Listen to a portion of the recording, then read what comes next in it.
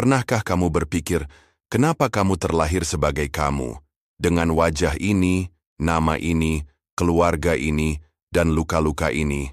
Kenapa bukan jadi orang lain?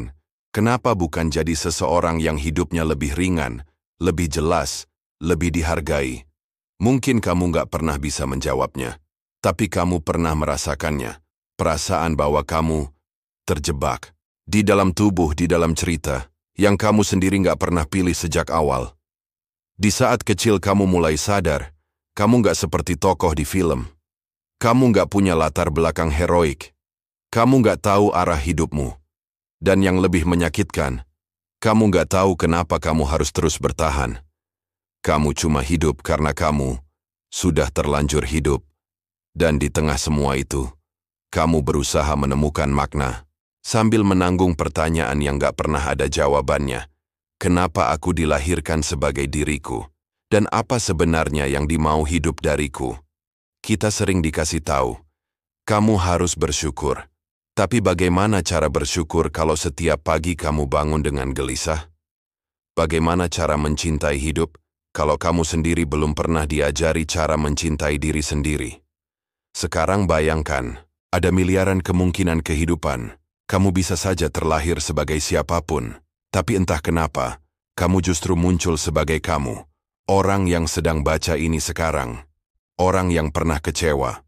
Orang yang pernah jatuh. Orang yang mungkin sedang mencoba bertahan, diam-diam. Apa ini kebetulan? Atau ada sesuatu yang sedang menunggu untuk kamu pahami?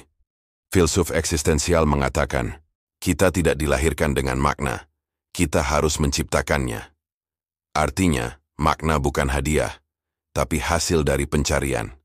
Dan pencarian paling jujur itu dimulai, bukan dari dunia luar, tapi dari dalam. Dari keberanian untuk bertanya, kalau aku harus hidup sebagai diriku, maka siapa aku sebenarnya? Kamu bukan hasil akhir, kamu adalah proses. Kamu adalah tanya yang sedang mencari jawabannya. Dan justru karena kamu bukan orang lain, maka jawabannya hanya bisa ditemukan oleh kamu, bukan siapa-siapa. Pikirkan ini, jika semua orang di dunia adalah orang yang sama, maka tak akan ada cerita, semua akan datar, semua akan berjalan lurus, rapi, dan kosong. Tapi karena kamu berbeda, karena kamu membawa luka yang berbeda, dan cara memandang yang berbeda, dunia punya warna. Coba bayangkan sebuah simfoni besar. Ada yang suaranya nyaring, ada yang rendah, ada yang hanya satu denting kecil. Tapi tanpa denting itu, komposisi lagu tidak akan lengkap. Kamu bisa jadi denting itu. Mungkin kamu tidak terdengar keras, tapi kamu penting, dan kamu tidak perlu jadi orang lain untuk bisa berkontribusi dalam lagu itu. Kamu hanya perlu jadi dirimu. Dan tahu nggak, seringkali mereka yang tampak biasa-biasa saja adalah mereka yang diam-diam menyelamatkan orang lain, dengan caranya sendiri, dengan empatinya, dengan kehadirannya yang tenang, tapi nyata. Kalau hari ini kamu merasa ingin jadi orang lain, berhenti sejenak. Lihat ke dalam. Tanya lagi, apa yang bisa dilakukan oleh versi diriku ini, yang nggak bisa dilakukan oleh siapapun di dunia ini? Jawabannya mungkin belum ada sekarang, tapi kalau kamu cukup berani untuk bertanya, jawabannya akan pelan-pelan datang. Dan ketika itu datang, kamu akan tahu bahwa hidupmu, meskipun sulit, punya arah. Bukan arah yang pasti, tapi cukup untuk membuatmu terus melangkah.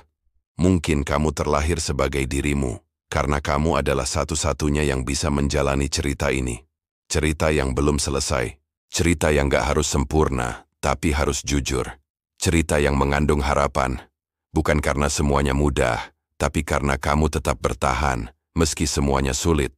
Jika kamu diberi kesempatan jadi orang lain, kamu mungkin akan bilang ya, tapi hari ini, satu-satunya yang kamu punya adalah dirimu sendiri. Dan kalau kamu bisa merangkul itu, kamu gak akan jadi siapa-siapa. Kamu akan jadi diri sendiri. Dan itu lebih dari cukup.